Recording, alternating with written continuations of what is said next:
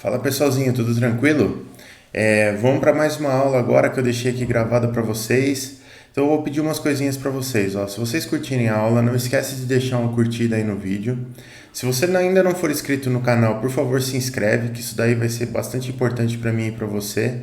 Se ativar as notificações, nota 10, melhor ainda. Se curtir muito o vídeo, posta, manda para os seus amigos, compartilha com seus amigos. E se você tiver alguma dúvida, alguma sugestão, por favor, joga aí nos comentários aí embaixo, que eu vou ter o maior prazer de responder para vocês e até gravar novos vídeos a respeito, beleza? Valeu, galera, bora pro vídeo. Então, aqui, hoje a gente vai falar de economia da manutenção. Aí, tem alguns conceitos importantes já de cara aqui que a gente vai explorar um pouquinho hoje e um pouquinho na próxima aula. Já, de novo, peço desculpas pelo barulho aqui, que terminou a reforma do apartamento em cima do meu, mas começou a reforma do apartamento do lado do meu, então o barulho continua. E aí é o seguinte, a gente tem objetos engenheirados, e esses objetos engenheirados, eles são necessários para a gente conseguir produzir alguma coisa ou prestar um serviço. E eles são objetos de alto custo, né? Então, por exemplo, a gente tem maquinários, a gente tem equipamentos, a gente tem frota de veículos. Pode ter diversos tipos de objetos engenheirados que são necessários para você exercer sua atividade. Esses objetos a gente chama de bens de capital, tá? Quando você fala de bem de capital, você pode adquirir o bem de capital, lógico, e você também pode atualizar ou substituir o seu bem de capital. E isso impacta de maneira substancial a economia de um negócio, né? Então, isso daqui é a diferença entre bens comuns e bens de capital, né? Por exemplo, se você tem um escritório lá de engenharia, por exemplo, tem alguns bens que não são bens de capital. Por exemplo, você tem, sei lá, cadeiras. Eles são bens necessários para você exercer atividade, mas não é nada que tenha um alto custo, não é nada que, se você substituir as cadeiras do seu escritório, você vai acabar com a viabilidade do negócio, nada disso. Mas você pode ter, por exemplo, uma workstation de fazer análise de elementos finitos no seu escritório de engenharia. E essa workstation, sim, é cara, um computador de 30, 40 mil reais. Então, e ele é necessário para você fazer a sua análise, senão você simplesmente não consegue fazer. Então, ele é um bem de capital. O investimento nesses objetos, né, por exemplo, uma manutenção nesse computador, ou um upgrade nesse computador que seja, ele é chamado de despesa de capital. E no linguajar aqui da matéria, ele também é conhecido como CAPEX. E esse CAPEX vem do termo Capital Expenditure. Expenditure é gasto, né? Gasto em capital. Capital, no caso, que não é capital dinheiro, mas é capital no sentido de ativo, né? E aí as decisões envolvendo esses investimentos são centrais para a sustentabilidade do negócio, lógico. E a gente vai ver a manutenção sob este prisma nessa aula e na próxima. Quando eu escrevi esse slide aqui, ainda não estava pensando em dividir em duas. Então, falando sobre bens de capital. Bens de capital é algo que não possui uma definição formal, né? Ele é um conceito mais geral, mas a gente consegue entender, assim, apesar dele não ter uma definição formal, porque depende muito da atividade, né, que você está desenvolvendo. Esse pessoal está caprichando no barulho aqui hoje.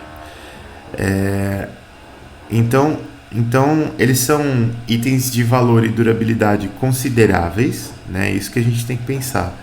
E que são usados para fornecer um serviço, ou produzir, comercializar, ou manter ou transportar produtos. Aqui tem muita coisa englobada nessa frase aqui. Por exemplo, são usados para fornecer um serviço. Pô, eu posso ter uma gráfica, e essa gráfica ela tem que ter impressoras de alta qualidade, e essas impressoras vão fornecer um serviço, né, de você imprimir um banner, algo assim. Então, você tem lá um bem de capital que é a sua impressora, né? Mas pode ser, o bem de capital pode não necessariamente ser a impressora. Ela pode ser uma máquina que você vai utilizar para produzir o seu produto. E aí tem outras coisas interessantes aqui, por exemplo, uma máquina necessária para eu comercializar o meu produto.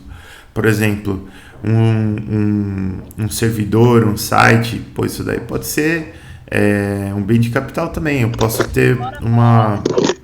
Opa! Eu posso ter uma... Como que se chama? Eu posso ter uma loja que trabalha exclusivamente online. Né? Então, se eu tenho uma loja que trabalha exclusivamente online, eu simplesmente não posso ficar sem o servidor e sem o site, porque eu não vendo. Simples assim. Eu posso ter também algo que eu utilize para manter o meu produto. Isso daqui é muito simples de você pensar quando você vende alimentos, né? Então, você precisa lá de um frigorífico para você manter o seu produto refrigerado, você não vai estragar antes de você vender. Então aqui você tem uma questão também que o seu frigorífico, essa geladeira lá, gigantona, ela vai ser também um bem de capital, certo? Você não pode ficar sem. Um frigorífico não pode não ter uma câmara fria lá para trabalhar. E aqui também transportar produtos, né? Então se você tem lá uma frota de caminhões, por exemplo, alguma coisa assim para transportar o seu produto, essa frota também ela vai ser um bem de capital, porque ela é algo extremamente caro e que você precisa para que o seu produto chegue na outra ponta, senão você também não vende. Né? Então, tudo isso, não só o que é usado para produzir o produto, mas as outras etapas também de você comercializar, você manter, você transportar o seu produto, se forem itens de valor alto, também são bens de capital.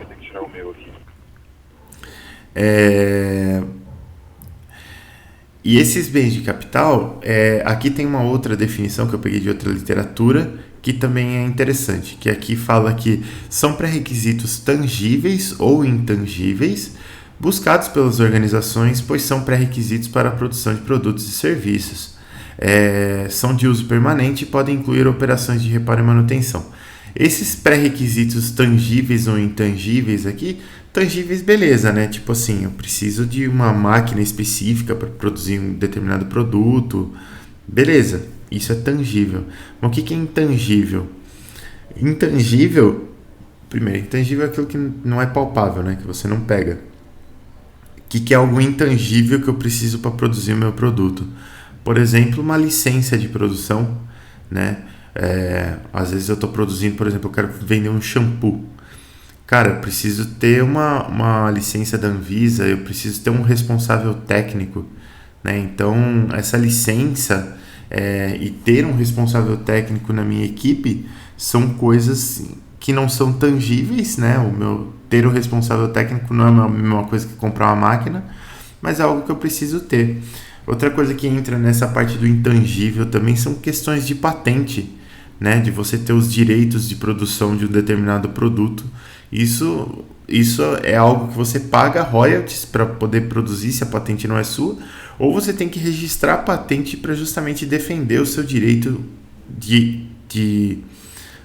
primeiro, de você exclusivamente produzir aquele produto, e segundo, de outra pessoa não patentear na sua frente e tirar o seu direito de produzir o produto. Né? Então tem essas duas coisas. Então patentes também entram nessa parte de intangíveis aqui. Outra coisa que fala aqui, não fala na parte de cima que é importante, é que os bens de capital são de uso permanente. Né? Então você precisa direto, mesmo porque são pré-requisitos, né, para você produzir o seu produto ou oferecer o seu serviço.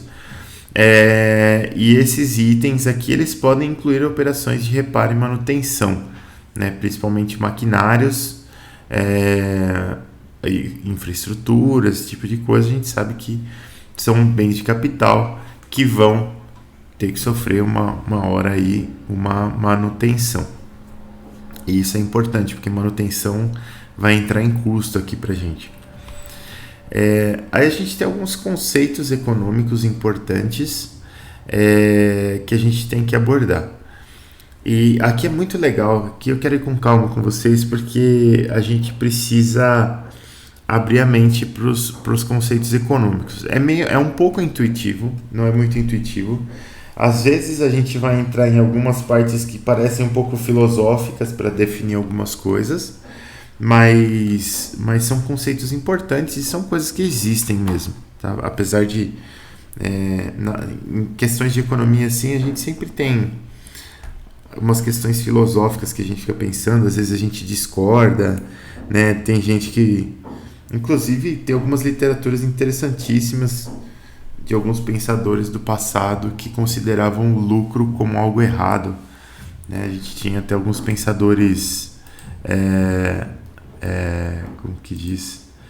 Pensadores da igreja mesmo, do clero, que consideravam o lucro como um pecado, enfim. Tinha várias coisas. Então essa parte de economia ela sempre foi uma parte polêmica em alguns sentidos, né? A primeira coisa que a gente tem que pensar é que o valor do dinheiro ele é temporal. O que é temporal? Temporal é algo que depende do tempo, tá? Então o valor do dinheiro hoje é diferente do valor do dinheiro amanhã. E aí a gente precisa começar a pensar o seguinte: o valor beleza, o valor do dinheiro, então, ele é um valor relativo, né? Como que eu estabeleço o valor do dinheiro? Então, como que eu falo que o dinheiro vale, né? Quer dizer, se eu sei que o dinheiro vale mais hoje, vale menos amanhã, eu tenho que comparar esse dinheiro com alguma coisa cujo valor não varia ao longo do tempo. Como que eu faço isso? Existem várias formas de se fazer isso e a forma básica é você comparar o seu dinheiro com algo que é uma coisa fixa, que não é dinheiro. Por exemplo, vou comparar o meu dinheiro com cadeiras. Vou escolher um modelo de cadeira e falar hoje com R$1.000. Eu compro quantas unidades dessa cadeira? Eu compro 5 unidades. Beleza. Daqui uns tempos, com R$1.000, quantas eu compro? Eu compro 3. Então, quer dizer, os R$1.000 do passado, que compravam 5 cadeiras, tinham um valor de 5 cadeiras, valor equivalente a 5 cadeiras, e os R$1.000 do futuro têm um valor equivalente de 3 cadeiras e não de 5. Então, quer dizer, houve uma variação do poder de compra do dinheiro, né? O mais importante é isso, o poder de compra. E essa variação ela é uma variação natural, ela existe em qualquer economia, né? A gente vai falar um pouquinho mais para frente de inflação, mas a inflação a níveis controlados, ela existe e ela é saudável para qualquer economia. Ela não pode existir a níveis absurdos, mas a níveis controlados, ela é saudável. Depois a gente tem a taxa de juros. A taxa de juros, o que é? A taxa de juros ela é um índice pelo qual o seu dinheiro será multiplicado em um determinado investimento. Esse índice ele é muito fácil de você identificar se você olhar para o passado, né? Então, quer dizer, investi meu dinheiro numa aplicação X, investi R$10.000, tirei R$10.200 depois de certo tempo, então o meu rendimento aqui foi de 2%. Né? Então, de R$200 em 10.000 e eu consigo calcular a taxa de juros, né? Eu consigo calcular o rendimento desse investimento olhando para trás. Olhando para frente, é mais difícil você identificar a taxa de juros, por quê? Porque ela é variável, a taxa de juros nunca é fixa. Se você investe o seu dinheiro em algo que te promete uma taxa de juros fixa, primeiro, esse investimento que você está fazendo, ele é um investimento que tem um risco muito baixo, porque ele está te prometendo essa taxa de juros, né? Então, é certo que ele vai te pagar X% depois de um determinado período. Por isso, essa taxa de juros normalmente é bem baixa, né? Porque é difícil você garantir um retorno muito alto, mas um retorno baixo é relativamente tranquilo de você garantir. Então, quando você tem uma taxa de juros fixa, por exemplo, poupança, que é fixado, vai render 70% da Selic. Beleza. Então, a gente já sabe que a taxa de juros ela é bem tranquila, né? Ela é fixa, mas ela é baixa. né? Quanto mais você aumenta a rentabilidade ou a taxa de juros aí, no caso de quem está investindo, mais se aumenta o risco também e você entra em uma categoria de investimentos onde a taxa de juros não é fixa, né? Então você não sabe. Vamos pegar um mercado de renda variável, aí, mercado de ações, por exemplo. Você pode investir numa empresa e você pode obter 100% de retorno em um dia, ao mesmo tempo que você também pode perder tudo em um dia. Então a coisa não é direta quando você olha para o futuro, ela só é direta quando você olha para o passado, né? Então, quando se fala em taxa de juros, sempre pense em algo do tipo previsões. Nunca é certo uma taxa de juros, é sempre uma previsão. A menos que você esteja, em vez de investir, você esteja adquirindo crédito, por exemplo, né? Então, quando você está comprando crédito, você vai pagar uma taxa de juros. Essa taxa de juros é o custo do crédito que você está comprando. E aí esse produto, essa taxa de juros é mais ou menos fixa, né? Por que ela é mais ou menos fixa? Pensando em uma economia estável, ela é fixa, né? Então o seu banco lá está te oferecendo uma taxa de juros tanto para você contratar o crédito dele e você vai pagar isso daí com essa taxa de juros e fim de conversa. Só que não podemos esquecer que a economia do Brasil ela sempre foi mais ou menos estável. No passado ela foi muito instável. Não sei quem gosta de economia aí se chegou a dar uma pesquisadinha, mas para quem gosta, procurem década de 80, hiperinflação e plano Collor para vocês verem o que é o pesadelo, né? Depois na hora que entrar a inflação eu explico um pouco melhor, mas era um negócio altamente instável, né? O valor do dinheiro, o poder de compra do dinheiro variava diariamente e variava absurdamente diariamente, né? Então você tinha pessoas que recebiam no dia X e já iam fazer a compra do mês nesse dia, porque no dia seguinte você já comprava menos coisa e assim por diante. Então, nesses casos, existe uma taxa, no Brasil existiu essa taxa já, vou ver se eu puxo o gráfico aqui para vocês, que era uma taxa que se chamava de taxa referencial, que ela procurava fazer essa correção do valor do dinheiro, né? O problema é que ela era altíssima, então vira uma coisa maluca. Ninguém sabia, na verdade, quanto dinheiro valia. Você fazia uma conta maluca lá e chegava num valor, mas amanhã já não valia mais, né? Então essa questão de taxa de juros aí, ela é complexa. E quando você contrata um crédito, por que eu falei que a taxa de juros é mais ou menos fixa? Porque ela inclui a taxa referencial. E outras correções, por exemplo, IGPM, tem um outro lá, como é que chama? IPCA, IPC, enfim, eu vou falar um pouquinho dessas siglas para vocês depois, mas vocês já devem ter ouvido falar isso em jornal, pelo menos. E aí o que acontece? Você contrata o crédito, mas se você tiver uma variação grande na taxa de juros, na taxa Selic, por exemplo, ou na taxa referencial, o valor do seu empréstimo, o valor dos juros do seu empréstimo vai mudar com o tempo, né? Então, acontecem situações, que é a situação que a gente tem hoje, por exemplo, de uma pessoa contratar crédito e na conta dela dá para pagar o financiamento a longo prazo, porque a Selic está lá embaixo, então as linhas de crédito estão com juros favoráveis.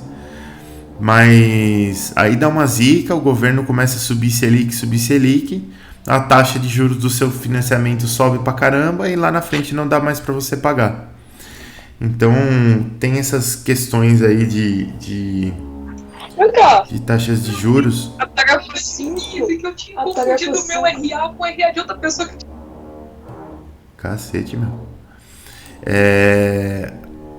Tem essas questões de taxas de juros, né, que você tem que ficar atento, tanto quando você está investindo seu dinheiro, quanto quando você está comprando crédito, tá? Enfim. Aí a gente tem uma outra taxa aqui, que é a taxa mínima de atratividade, que a gente chama de TMA. O que é a taxa mínima de atratividade? Quando você vai investir o seu dinheiro, seja ele no investimento ou seja ele na sua empresa, qualquer coisa assim, você nunca investe o seu dinheiro sem pensar em mais nada, né? Você sempre tem um investimento que vai te dar algo garantido, vai te dar uma taxa de juros garantida. Por exemplo, poupança, né? Se eu não for fazer nada com meu dinheiro, não estou dizendo que é o melhor investimento para isso, tá? Mas é um exemplo. Se eu não for fazer nada com meu dinheiro, eu posso largar ele na poupança, né? E se eu largar ele na poupança, ele vai render os seus... Agora acho que está em 0,3% ao mês. Deixa eu ver.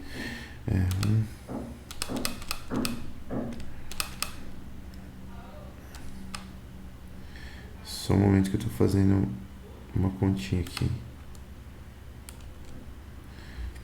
Tá em 3,5% ao mês aqui. Então, 3,5% não, 0,35% ao mês, desculpa. Então, o que é essa taxa mínima de atratividade? Eu vou investir o meu dinheiro, certo? Em alguma coisa. Essa alguma coisa, ela tem que me dar um rendimento maior ou igual ao rendimento da poupança. Senão, não compensa investir, senão é melhor largar na poupança, certo?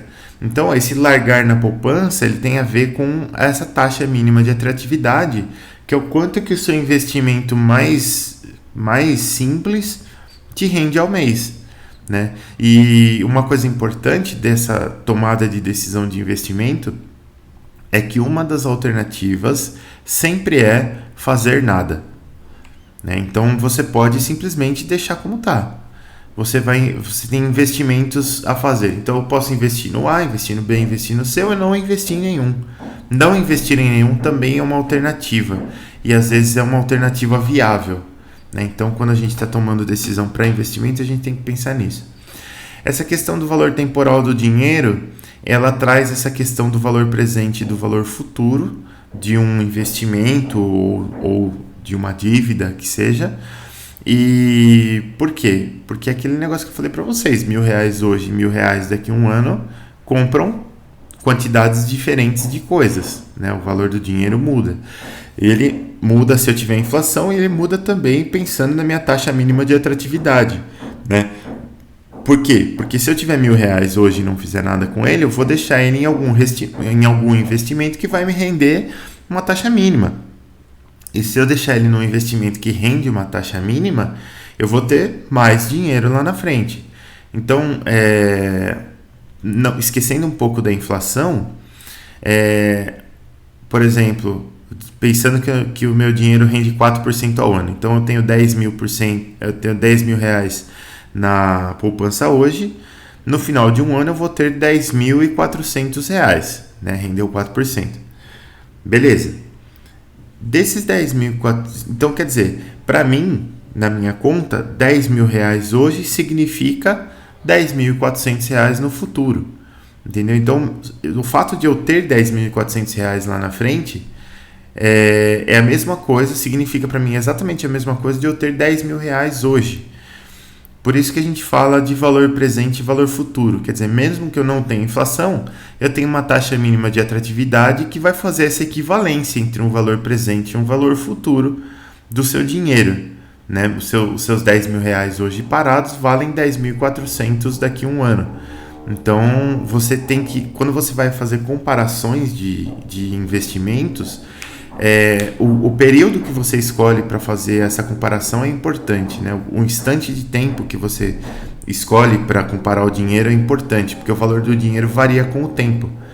Então você precisa fazer o quê? Você precisa corrigir o seu dinheiro ou corrigir o valor do investimento ou o valor da dívida todo para um instante, para um mesmo instante. E aí nesse mesmo instante, que pode ser no presente, que normalmente é o que se faz, ou no futuro, aí você compara as coisas e vê qual que é o melhor investimento ou a melhor dívida.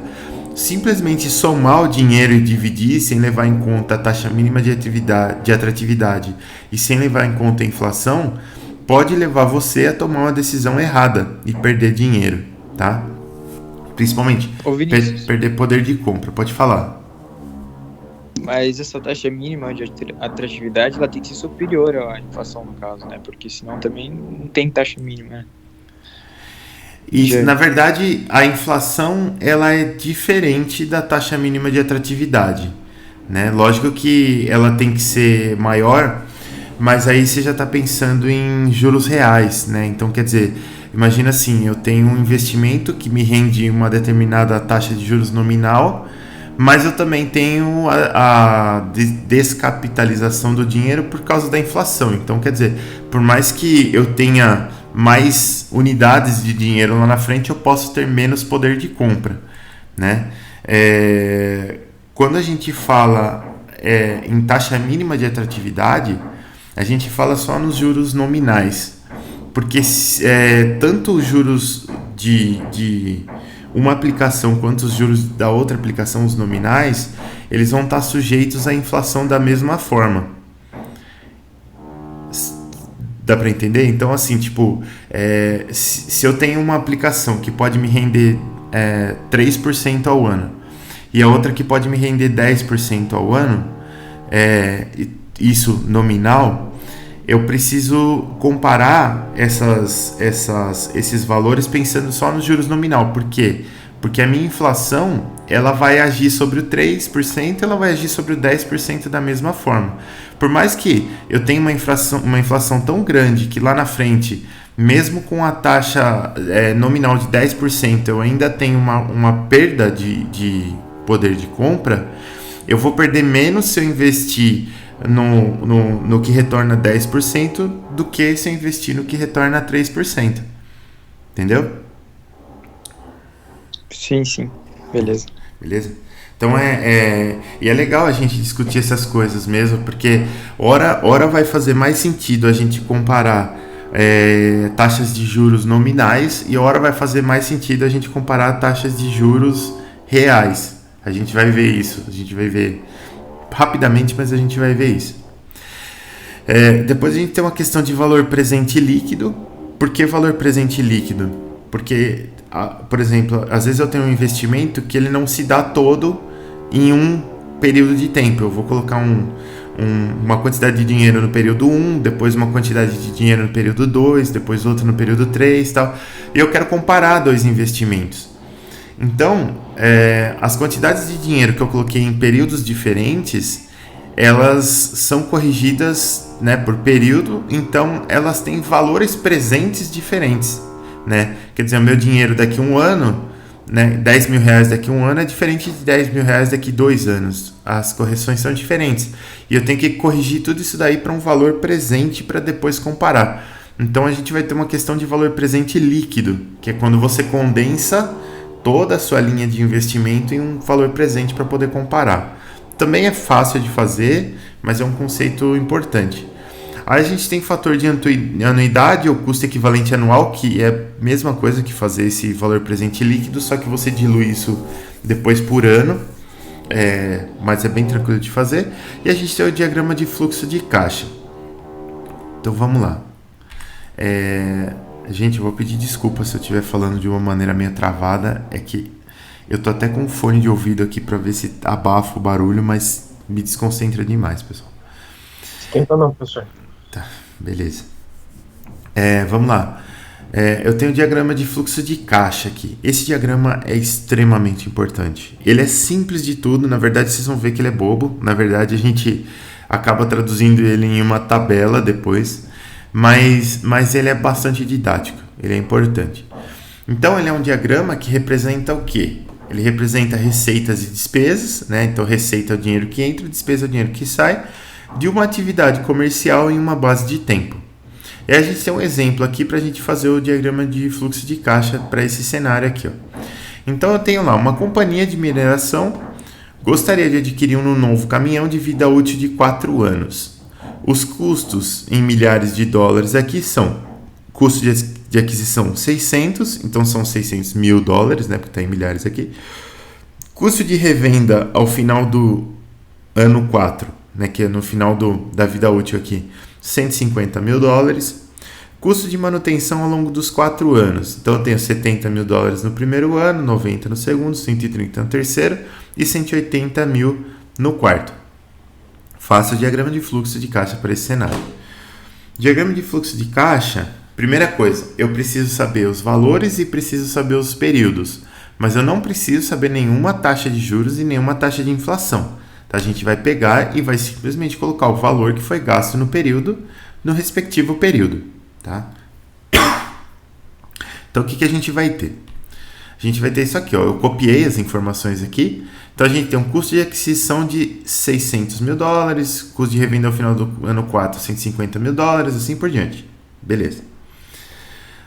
Então, o que eu vou fazer? Bom, eu tenho aqui um período de 4 anos. Então, eu vou fazer a minha timeline aqui, a minha linha do tempo, começando no instante 0 e terminando lá nos 4 anos. Esse 4 aqui está deslocado porque eu vou colocar uma setinha aqui que eu já falo para vocês o que é. Então, o primeiro custo que eu tenho, custo de aquisição, $600 mil. Então, vou colocar aqui. O custo de aquisição ele ocorre no instante inicial, no instante 0, né, da sua timeline aqui. Então, você vai comprar no instante 0. Vou colocar aqui 600, é uma setinha para cima. A cor, normalmente, não precisa ter cor, mas eu coloquei vermelho para ficar didático. E a gente tem uma setinha aqui. Essa marcaçãozinha aqui que eu fiz aqui é porque essa primeira setinha ela seria muito grande para esse gráfico aqui, então ela não vai estar em escala, né? Ela está meio cortadinha aqui, mas ela representa $600 mil de saída, né? de despesa. Depois, o que eu tenho? Custo de revenda ao final do ano 4, $150 mil. Então, eu estou trabalhando com a hipótese de que no final do ano 4, se eu vender esse equipamento aqui, eu vou recuperar $150 mil. Então, eu vou colocar isso aqui como receita. Receita é uma setinha para baixo.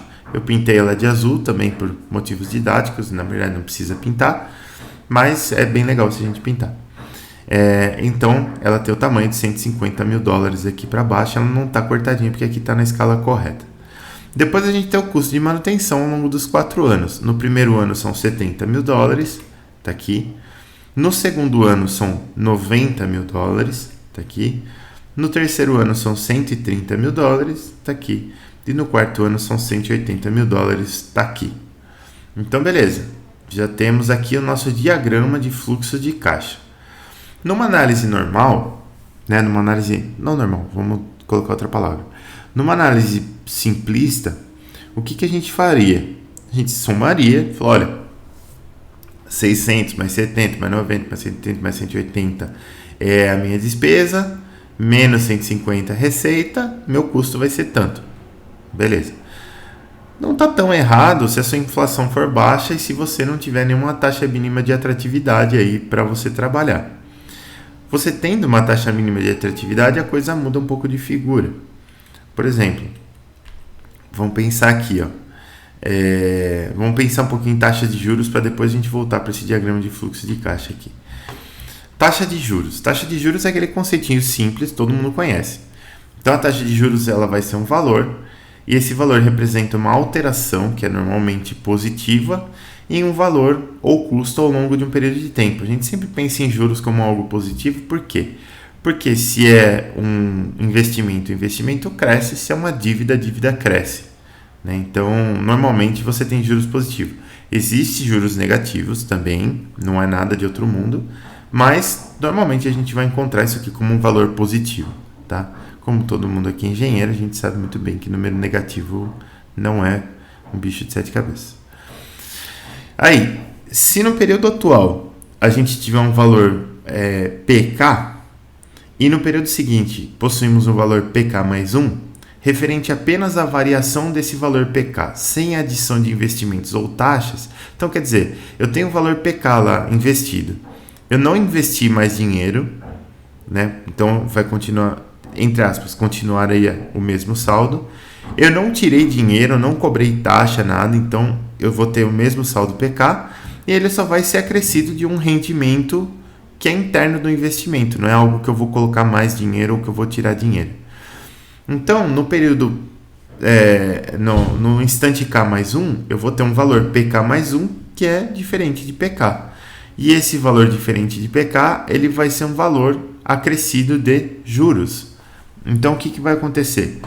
o valor PK mais 1, ou seja, o valor do meu investimento no instante K mais 1, é o valor do investimento no instante K multiplicado pela minha taxa de juros, que é I. Né? Então, lógico que eu não posso multiplicar só pelos juros, senão vou ter só rendimento.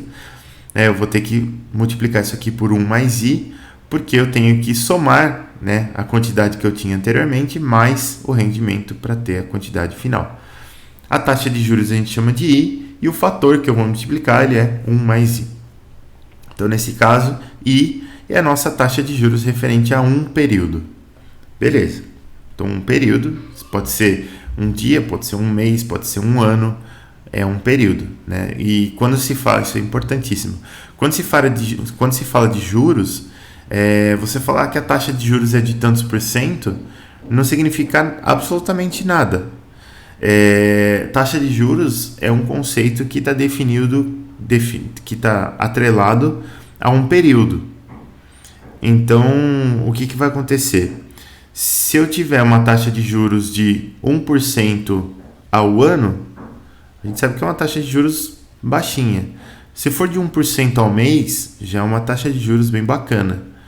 Se for de 1% ao dia, é uma taxa de juros absurdamente alta. Então, a gente precisa sempre tomar cuidado com essa questão de taxa de juros, né? Porque ela tem que estar atrelada a uma base de tempo. Se você não dizer o tempo, não adianta nada. Tá? E aí, por extensão, o que a gente tem? Se para um período eu multiplicava por 1 mais I, para N períodos eu vou multiplicar por 1 mais I N vezes. Então, o meu valor em K mais N é o valor que eu tinha em K multiplicado por 1 mais I elevado a N. Beleza. Esse valor PK, ele é o valor presente do meu bem ou investimento, né? O valor presente porque ele está fixo no instante de tempo que é um instante inicial que a gente entende que é o instante presente. E o valor PK mais N é o valor futuro após N períodos, né? Então, eu posso chamar PK mais N de F, porque ele é o valor futuro, e o valor presente, que é o PK, a gente chama de P, por simplicidade. E aí eu posso escrever o seguinte, usando essa equaçãozinha aqui, eu posso fazer essa relação aqui, ó, fator futuro dividido pelo fator presente, isso aqui é uma função da taxa de juros e do número de períodos, é igual a 1 mais I elevado a N. Ou eu posso inverter isso daqui, então eu vou ter valor presente dividido por valor futuro, que também é uma função da taxa de juros e da quantidade de períodos, e isso aqui é igual a 1 dividido por 1 mais I elevado a N. Esse valor F sobre P é conhecido como fator de capitalização, né? Porque valor futuro sobre valor presente. Como a taxa de juros normalmente é positiva, o valor futuro é maior do que o valor presente e eu estou calculando com esse fator aqui o quanto que eu vou ganhar depois de N períodos. Enquanto que o valor P sobre F, que é valor presente sobre valor futuro, normalmente no presente você tem menos e no futuro você tem mais se os juros é positivo. Então, esse fator aqui, ele é um fator que a gente chama de descapitalização. Por que descapitalização? Porque se eu pego um valor futuro, ele já está acrescido de juros. Se eu quero saber qual que é o equivalente àquele valor no presente, eu tenho que descontar os juros. Então, eu tenho que descapitalizar aquele valor para encontrar os juros. Por isso que esse fator aqui é um fator de descapitalização. Bom, até agora a matemática é super simples. Como que a gente usa isso? Eu uso isso para fazer a análise lá de valor presente, né? Então, com esses fatores de capitalização e descapitalização, eu consigo definir uma taxa mínima de atratividade e corrigir todos os valores do fluxo de caixa para valores presentes, né? Então, vamos pensar um pouquinho. Daquele exemplo anterior lá, o nosso fluxo de caixa, a gente já traduziu ele em uma tabela aqui, né? Então, eu tinha lá, no período 0, o valor de $600, que é um valor de aquisição, é uma despesa, então coloquei aqui como negativo. No período 1, manutenção de 70 mil dólares. Aqui é 600 mil dólares. 70 mil dólares. No período 2, 90 mil. No período 3, 130 mil. No período 4, 180 mil. Tudo isso despesa. E ainda no período 4, 150 mil de receita. Beleza. Eu tenho que transferir isso daqui tudo para o instante zero, para eu poder saber, para eu poder fazer uma análise de valor presente desse investimento aqui como um todo, né? Porque 130 mil no período 3 é diferente, por exemplo, de 130 mil no período 1, né? Então, esses valores são diferentes. Por mais que seja tudo dinheiro, eu não posso somar isso aqui diretamente. Eu tenho que corrigir isso daqui tudo para um instante inicial, para depois fazer calcular o valor presente e depois calcular o valor presente líquido. Vocês vão ver que é simples. O que a gente sabe?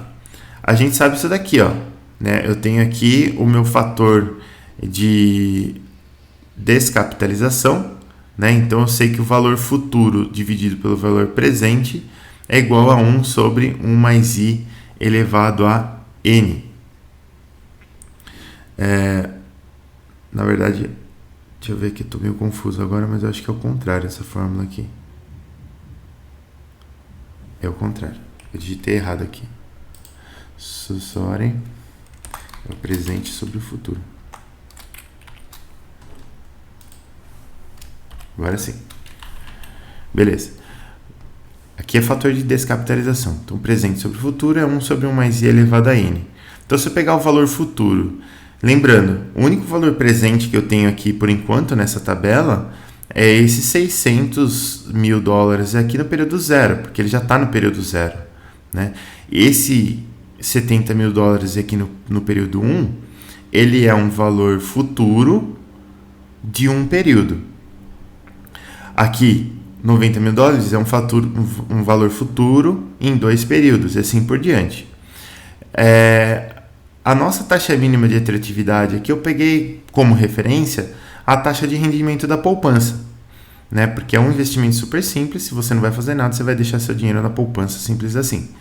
Então, essa taxa hoje ela está em torno de 4% ao ano, né? E para calcular o valor presente, a taxa mínima de atratividade é importante, porque ela vai entrar como sua taxa de juros aqui.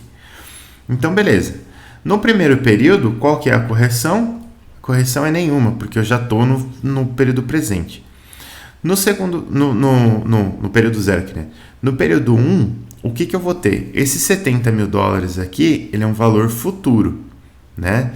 Então, eu posso passar esse F aqui multiplicando, e o valor presente é o valor futuro dividido por 1 mais i elevado a n. N, nesse caso aqui do período 1, é 1, né? Porque esse valor aqui ele é futuro e ele está um período para frente do zero. Então, dividindo F por 1 mais 0,04, que são os 4%, elevado a 1, o que eu vou ter? Eu vou ter 67.310, ou aqui está em milhares de dólares, então menos 67,31 milhares de dólares.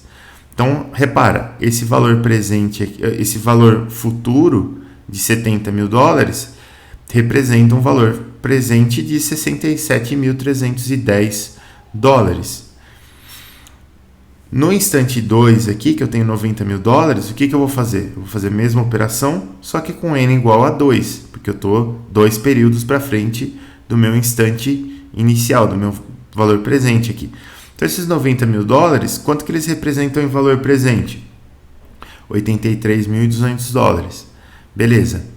130 mil dólares. Estamos a 3 períodos para frente do zero. Então, eu preciso usar n igual a 3 para fazer a correção desses 130 mil aqui.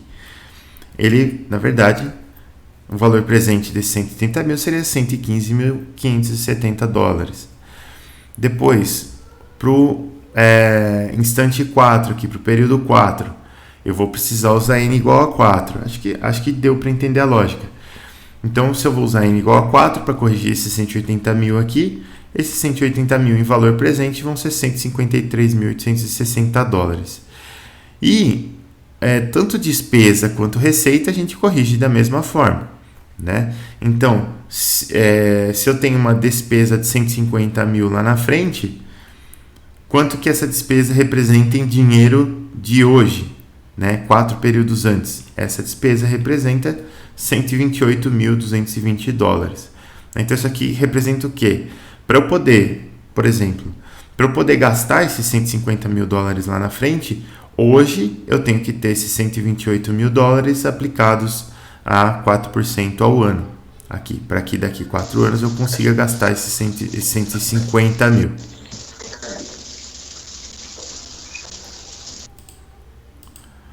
Beleza. Então aqui a gente já jogou todos esses valores aqui para valor presente. Aqui eu tinha um valor no período 0, valor no período 1, valor no período 2, no 3, no 4 e no 4.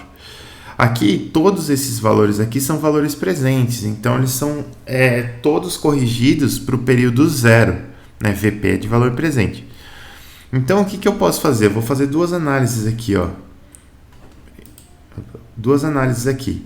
A primeira é a soma do fluxo, então se eu simplesmente somar esse fluxo aqui, eu vou ter um déficit, né? Porque isso daqui tem majoritariamente despesas. Então eu tenho negativo 920 mil dólares nesses 4 anos aqui. Só que se eu calcular isso daqui em valor presente, o valor presente desse fluxo, que é o valor presente líquido desse caixa aqui, vai ser a soma de todos os valores presentes de cada coisa aqui. E esse valor presente do fluxo é de menos 891.730 dólares. Né? Então, essas unidades aqui de dinheiro, elas são diferentes. Essa primeira aqui, ela é simplesmente uma soma do fluxo. E essa segunda aqui, ela leva em conta a nossa taxa mínima de atratividade, para que a gente consiga fazer todo esse investimento aqui. Né?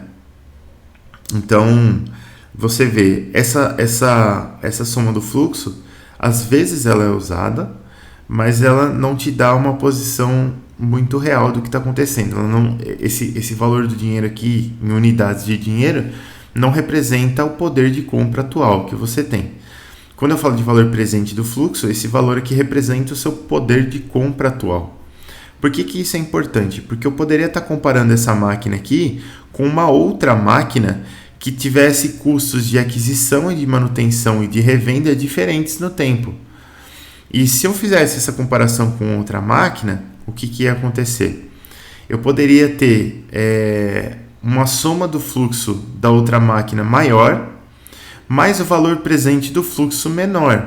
Né? Normalmente, se eu concentro os valores aqui mais para o final, como meu fator de descapitalização aqui é maior para o final, eu posso ter um valor presente do fluxo menor. Né? Então, isso aqui vai acabar compensando, uma coisa compensa a outra, e aí você pode ter duas máquinas que a soma de fluxo é muito parecida, né? Então a quantidade de dinheiro, se eu só somar, é muito parecida, mas a hora que eu somar essa quantidade de dinheiro em valor presente, a hora que eu fizer o valor presente líquido das duas máquinas, eu vou ter uma diferença, essa diferença pode ser grande, e aí isso aqui vai te ajudar a decidir. Né? Basicamente, em termos bem simples, gastar dinheiro depois é sempre melhor do que gastar no presente. Se você for gastar no presente, você tem que ter um bom desconto para compensar o fato de você não gastar o dinheiro depois. Isso em qualquer coisa. Então, mais para você saber, quando você tiver que comparar duas possibilidades, compare em valores presentes. Inclusive, se você for fazer coisas no seu âmbito pessoal, por exemplo, comprar crédito, parcelar coisas, enfim, você pode fazer uma continha, por exemplo, uma conta bem simples para você fazer. Você quer comprar, sei lá, um computador. Você vai gastar 3 mil reais no seu computador. E aí você pode parcelar isso daí em 12 no crédito, ou você pode pagar à vista. O que compensa mais? Depende da sua taxa mínima de atratividade. Você faz uma análise de valor presente para ver o quanto que compensa você pagar isso daí à vista ou não. Vamos fazer uma continha, vamos fazer esse exercício aí rapidamente. Vamos abrir um Excel da vida. Aqui. E aí, vamos aumentar aqui. Vamos pensar assim, ó. Valor do investimento. A gente vai ter aqui um investimento de R$3.000. Certo? Taxa mínima de atratividade. Nossos 4%, 0,04. Pode ser outro valor, eu estou usando esse valor porque é uma referência que a gente tem. Então a gente tem dois planos. No plano 1, o que você vai fazer? Você vai pegar esses 3.000 e dividir em 12. Né? Então você vai ter a parcela 1, a 2, a 3 e assim por diante, até a parcela 12. Tá aqui. Aqui você vai pagar isso aqui dividido por 12. Certo? Então, R$250 por mês. Vou fazer assim. Que aí a gente consegue pronto. R$250 por mês.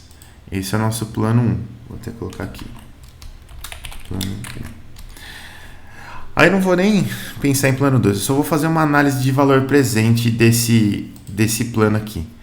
Então, vamos pensar assim, ó, valor presente. Para eu fazer valor presente, eu vou até pensar o seguinte, ó. A gente está pagando no crédito, então no instante 0, você vai pagar 0, você não vai dar a entrada. Então, o valor presente disso daqui é 0. O valor presente disso daqui vai ser esse valor dividido por 1 mais a taxa mínima de atratividade elevado ao índice aqui do período. Beleza. O que aconteceu aqui?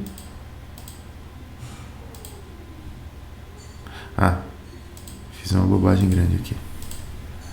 Isso aqui é B2 e aqui já vamos travar ele. Fiz bobagem de novo? Não fiz. Então, beleza. Olha só. Vamos calcular. Calculamos o valor presente de todas as parcelas e repara que interessante. Eu fiz uma bobagem aqui porque eu botei 4% ao mês aqui. Isso daqui é 4%, está calculado com 4% ao ano. 4% ao mês dá 0,35%. 4% ao ano dá 0,35% ao mês. Agora sim. Então, olha só, nas suas parcelas todas você vai ter desconto. Quanto mais longe você tiver da data inicial, mais desconto você tem. Então, olha só, se eu somar esses valores todos aqui, ó, aqui eu vou ter os R$3.000 lá. E aqui eu vou ter 2.932, certo? Então, o que acontece? Isso daqui é soma de valor presente. Isso daqui é soma simplesmente de valores. Eu não tenho correções aqui. Então, se eu tenho uma taxa mínima de atratividade de 0,35% ao mês, que é da minha poupança, compensa pagar à vista ou compensa pagar a prazo? Pensando que eu tenho o dinheiro para pagar à vista e está lá na poupança. Se eu conseguir um desconto maior do que esses R$67 aqui, R$68 que a gente tem aqui, ó. Se eu conseguir um desconto maior que isso, compensa eu pagar à vista. Se eu não conseguir um desconto maior do que isso, compensa eu pagar parcelado. Dá para entender o conceito? Professor, Pode falar. bom, tudo bem essa questão, eu entendo, mas aí no caso, como a gente está falando de indústria, a gente está falando de maquinário, tudo bem, tem a questão da vida útil e produtividade, nesse caso não necessariamente essa variação de valor vai ser de fato um valor que a gente vai estar ganhando, porque às vezes pode ter um decréscimo em relação ao período versus o nível de produtividade da máquina. Isso. Na verdade, são análises separadas. O que você faz? Quando você analisa o custo de operação da máquina, você não dilui esse custo de operação em produtividade. a menos que esse custo... Não, na verdade você simplesmente não dilui em produtividade, né? Você faz a análise separadamente.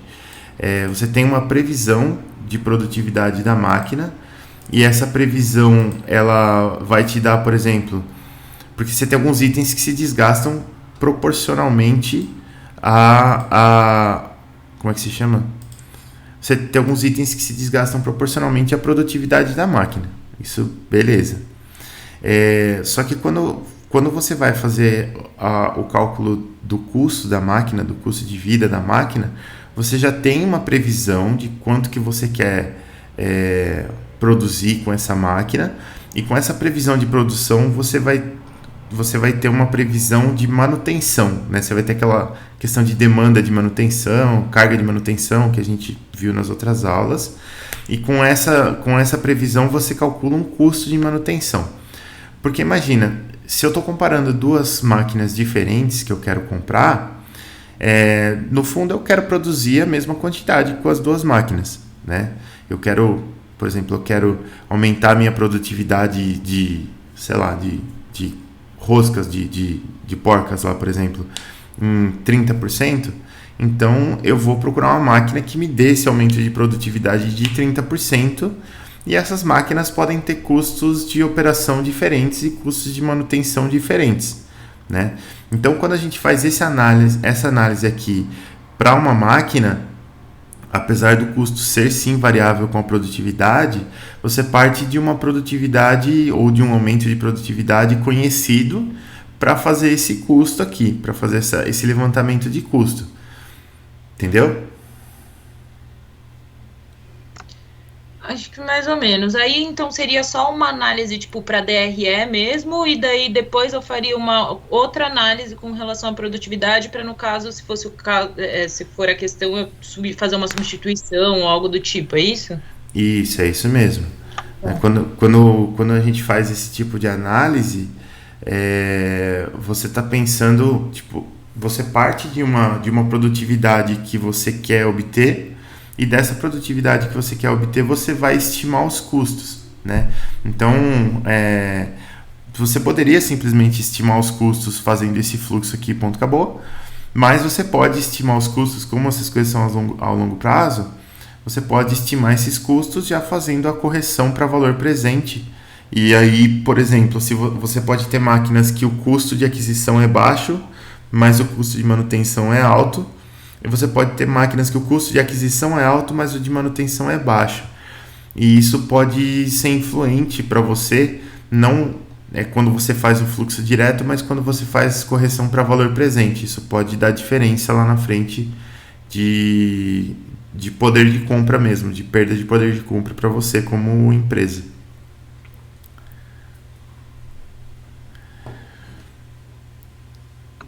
Tá bom, professor. Acho que é meio assim, sem fazer uns exemplos assim, a gente fica meio perdido, mas a questão é essa, quer dizer, a questão que você está levantando está correta. Eu preciso realmente ter uma previsão de produtividade, porque o custo de manutenção vai aumentar com o custo de produtividade, né? Mas com a quantidade que eu quero produzir, inclusive. E aí, inclusive, tem várias formas de se fazer essa conta aqui. Dependendo, se a produtividade varia muito, você pode fazer essa conta aqui. Por exemplo, se o seu custo variável ele é muito maior do que o custo fixo, você pode fazer essa conta aqui por unidade produzida. Você já faz diluído, você já faria diluído. Entendeu? Aí você elimina essa questão que você está levantando da produtividade. Acho que eu lembrei de uma coisa assim. Acho que eu... Tá, obrigada, professor. Imagina. Vamos lá. Então a gente estava falando de valor presente e tal, fizemos a análise aqui, beleza. Aí a gente tem o outro conceito que a gente também falou um pouquinho, que a gente vai entrar um pouco agora, que é o conceito de inflação e também deflação, né? Que a gente sempre associa a inflação a algo ruim, então, por uma análise simples, parece que a deflação seria algo bom. Mas o complicado da economia é que a deflação também é algo ruim, né? Então a inflação ela representa a perda de valor de compra do dinheiro com o passar do tempo, né? Então significa que mesmo não investindo, o dinheiro no futuro será capaz de comprar menos do que o dinheiro no presente.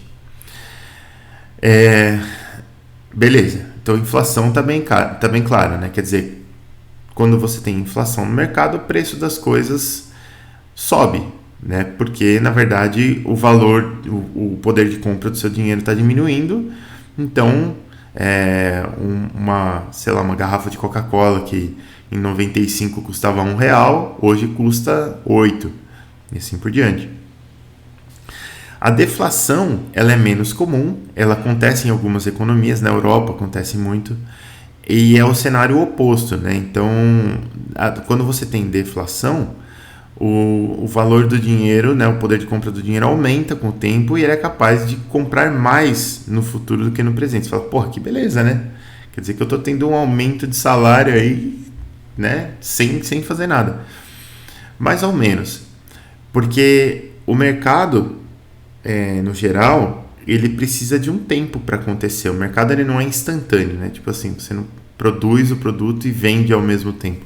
Você produz o produto, aí você tem um estoque para você produzir seu produto, e aí você precisa vender o seu produto para depois você receber o dinheiro. E aí o que acontece? Imagina um caso simples. Imagina que eu tenho um açougue, por exemplo. E aí eu comprei lá, né? Eu sei que está chegando o fim de ano, o pessoal da turma quer fazer um churrascão, então eu comprei lá 50 kg de picanha. Beleza, coloquei no meu açougue porque eu sei que a galera da Mac vai chegar lá e vai comprar uns picanhão para fazer o churrasco. Beleza, então eu vou vender a picanha. Só que eu comprei essa picanha, por exemplo, eu comprei essa picanha a R$20 o quilo, né, para ficar uma conta fácil, então eu gastei R$1.000 para comprar essa picanha. E eu estava pensando em vender essa picanha a R$30, porque eu tenho uns custos para pagar, né? E aí pagando os meus custos, pagando meus funcionários e tudo mais, eu teria um custo total de carne mais custos de operação de R$27 por quilo de picanha. Então eu venderia por R$30 por quilo e teria R$3 de lucro. Ok. Só que o que acontece? Então eu já estou com a minha picanha lá no meu estoque e o meu custo é 27. Se eu ganhar menos que 27, eu estou perdendo em unidades de dinheiro mesmo. Só que o que acontece? Deflação. Dinheiro da galera começa a valer cada vez mais. E como seu dinheiro vale mais, né, é o contrário da inflação. Na inflação os preços aumentam. Na deflação os preços abaixam. Por que os preços abaixam? Porque meio que é como se fosse assim, é como se ninguém tivesse dinheiro. Imagina que você está no mercado onde as pessoas param de ter dinheiro do nada. Então se as pessoas param de ter dinheiro, o custo relativo da sua mercadoria está muito alto e você simplesmente não vai vender. A menos que você abaixe o preço da sua mercadoria para que esse preço fique compatível com o mercado de novo e você consiga vender. Aí a minha picanha que estava com custo de 27 e eu ia vender a 30, ela continua com custo de 27 porque eu já paguei os 27, só que agora eu não consigo mais vender por 27 porque houve deflação e eu vou precisar vender por 25. Então repara, eu já paguei 27, né, porque eu já paguei funcionário, já paguei picanha, já paguei eletricidade, já paguei tudo por quilo e vou vender por 25. Então, se eu já paguei 27 e vou vender por 25, como eu tinha 50 quilos de picanha lá, eu vou perder 100 unidades de dinheiro, R$100. Né? Então, eu vou perder R$100. Essa perda é real, eu vou perder mesmo. Né? Aí você fala, pô, mas não teve um aumento do poder de compra? Teve um aumento do poder de compra e eu perdi dinheiro. Então, não adianta o poder de compra aumentar se eu perdi o dinheiro em si. Entendeu? Não é que eu ganhei menos, eu perdi. Então a deflação, ela também é complicada, porque todo mundo que tem estoque de coisas, e normalmente no mercado você tem estoque, esse estoque fica super valorizado, você não consegue vender. E para vender esse estoque, para não perder, para recuperar pelo menos uma parte da grana, você tem que necessariamente levar prejuízo. Então a deflação também é complicada. porque você pode chegar a levar prejuízo de fato com deflação. Com inflação também, né? Só muda o lado que leva a prejuízo. Um lado é o comerciante, outro lado é o consumidor. Mas tanto inflação quanto deflação são coisas muito complicadas, né? Então, todas essas situações aqui, tanto a inflação quanto a deflação, se você não controlar, elas são nocivas para o mercado. A economia quebra mesmo, se você não controlar nem inflação nem deflação.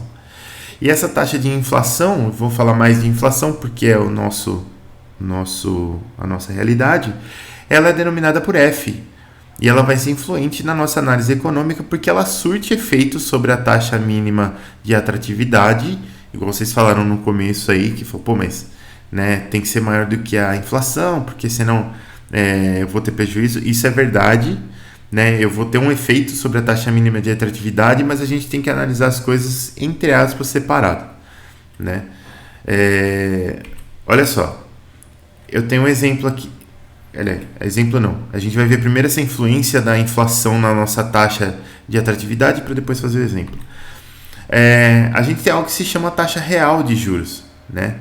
A taxa real de juros é a nossa taxa de juros influenciada pela taxa de inflação.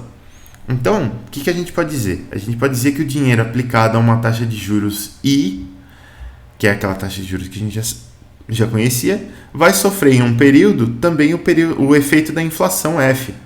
Então o que a gente vai ter? Dinheiro, né, ou poder de compra lá que eu vou ter no período K mais 1 é o poder de compra que eu vou ter no período K acrescido dos juros I descontado da inflação F, né? E essa formulinha aqui a gente pode transformar ela em algo que a gente chama de juro real. O que é o juro real? Eu vou pegar esse fator que multiplica o K aqui e eu vou chamar ele de 1 mais R, onde R, esse Rzinho é o juro real. Então, o que a gente vai ter aqui? Que esse 1 mais R ele vai ser igual a 1 mais I dividido por 1 mais F. E se eu isolar esse R aqui, como foi feito aqui, a gente consegue calcular uma taxa de juros, que é a taxa de juros real. E olha só, isso aqui são dados reais. No ano de 2009... eu peguei um dos índices de inflação, que é o IGPM. Isso aqui é outra coisa importante que eu ia comentar com vocês. Inflação também é algo relativo. Tá? Por que inflação é algo relativo? Porque nem todos os produtos sobem de preço igualmente, né? Eu tenho produtos que têm aumento maior, tem produtos que têm aumento menor. Isso varia, por exemplo, você tem tomate, por exemplo. Tomate é um negócio que varia absurdamente de preço, né? Se a safra foi boa, se a safra foi ruim, se deu bicho, se não deu bicho, se deu geada, se não deu geada. O preço do tomate varia, que é um absurdo.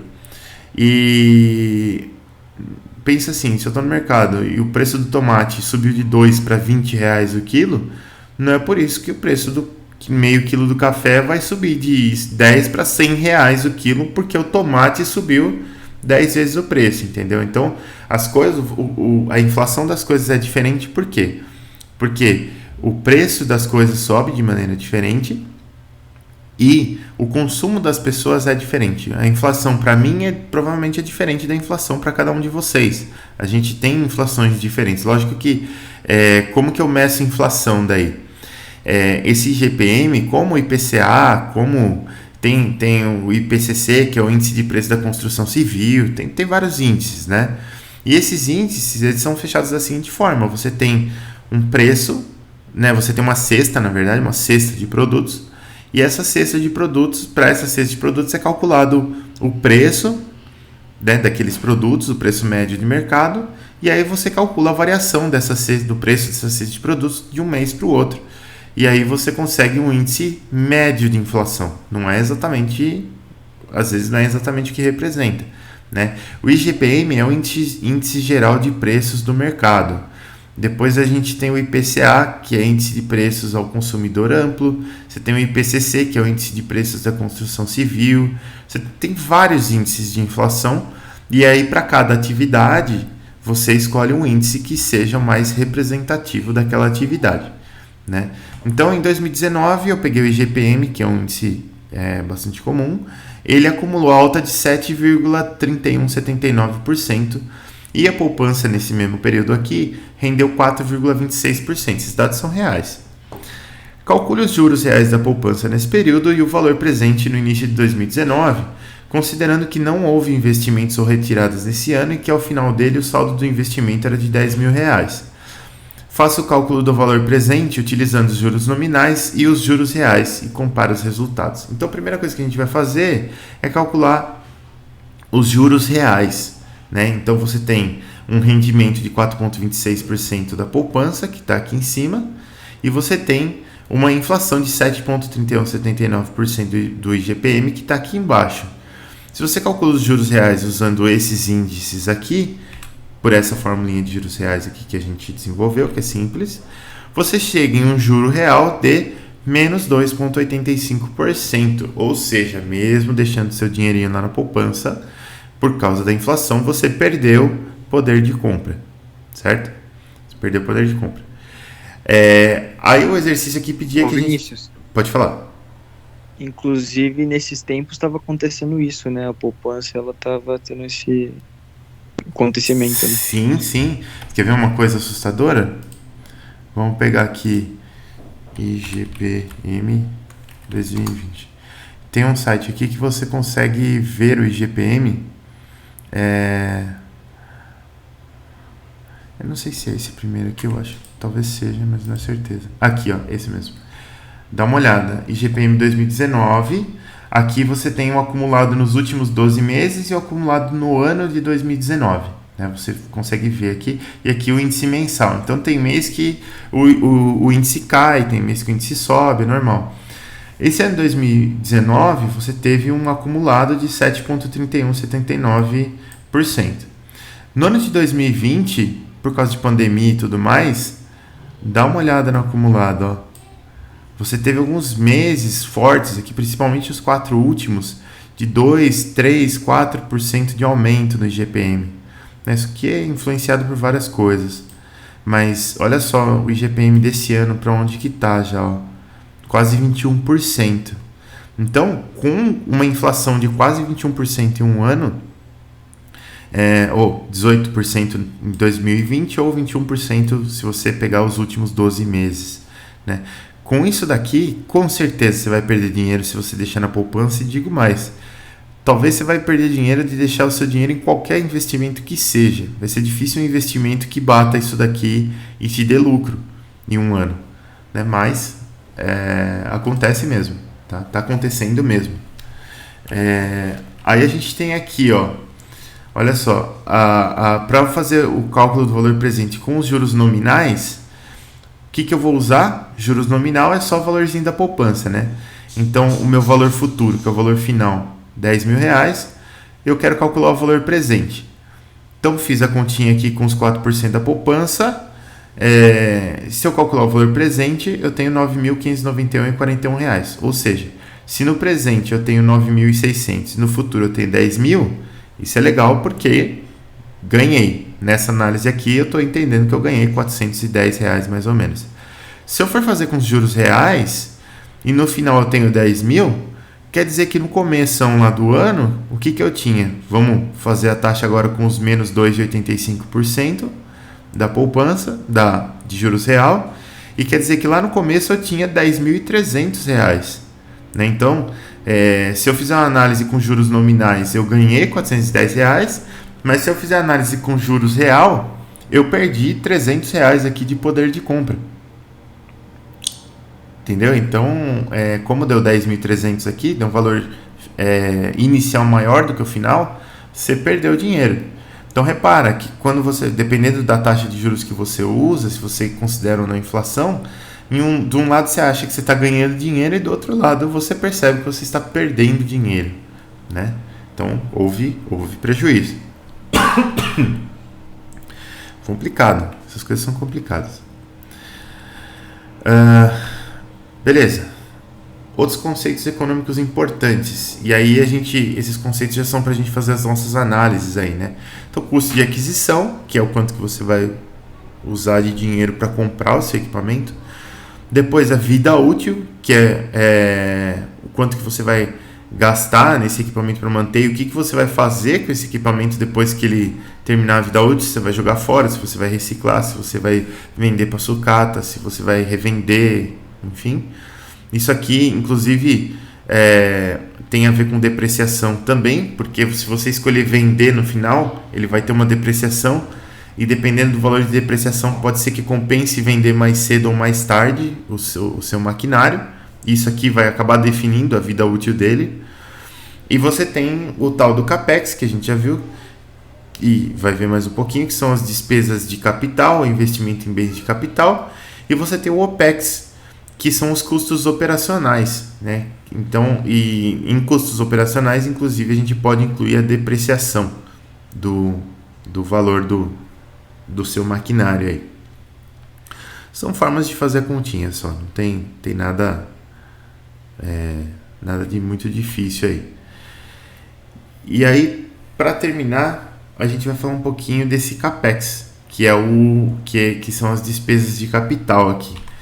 Então, despesas de capital, elas são despesas de aquisição ou melhoria de ativos, né? Então, o dinheiro que eu vou utilizar para comprar o ativo, ele já é considerado algo dentro da despesa de capital, dentro do CAPEX, e o que eu vou usar para manter ou para melhorar os meus ativos também está dentro do capital da despesa de capital.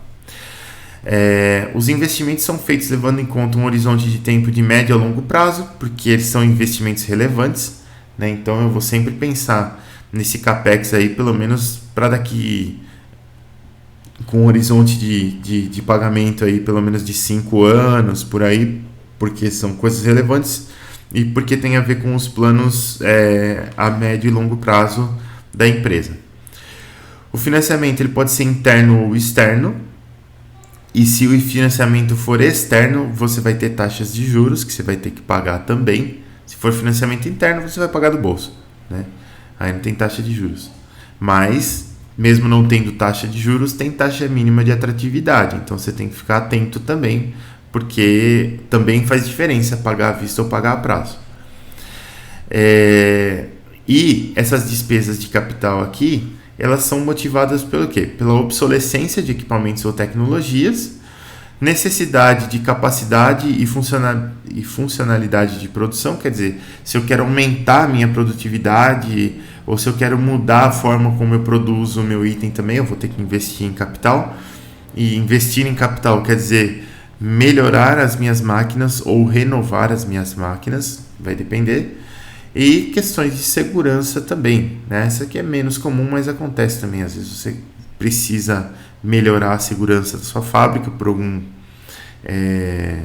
motivo de acidente ou comissão de prevenção de acidentes ou alguma... Às vezes acontece também, isso acontece muito na verdade, alguma regra que mudou, né? Então, quando você tem negócio, por exemplo, você tem que ter algo que se chama AVCB, que é um certificado do Corpo de Bombeiros de que o seu negócio está apto a operar, e se tiver uma emergência do tipo incêndio, você consegue tirar ou você tem a possibilidade de tirar todo mundo lá de dentro da sua empresa em segurança. Então você precisa ter o AVCB para funcionar.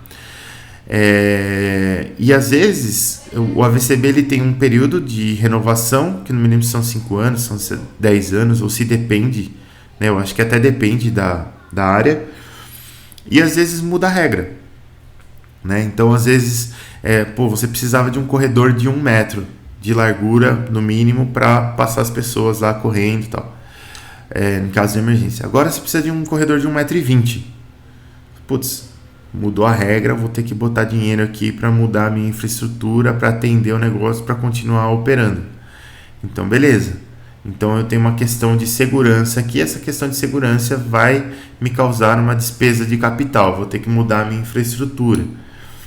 Várias coisas podem acontecer nesse sentido aí. Não é muito justo, né, do lado do empresário aí, como se chama? Do empreendedor, você sempre fica meio puto, porque, né, até ontem eu podia operar, agora eu não posso mais, e eu já tinha um certificado, entendeu? Agora eu vou ter que mudar isso.